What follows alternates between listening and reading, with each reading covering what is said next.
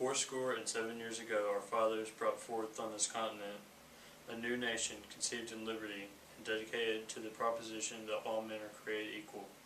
Now we are engaged in a great civil war, testing whether that nation or any nation so conceived and so dedicated can long endure.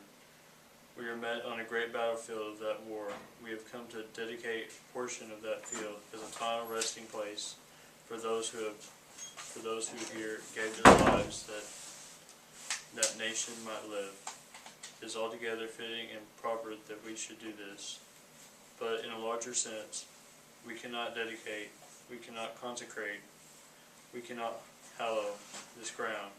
The brave men, living and dead, who struggled here, have consecrated it, far above our poor power to add or detract.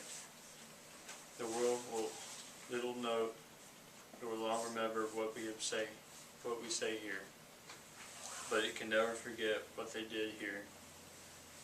It is for us, the living, rather, to be dedicated here to the unfinished work which they who fought here have thus far so nobly advanced.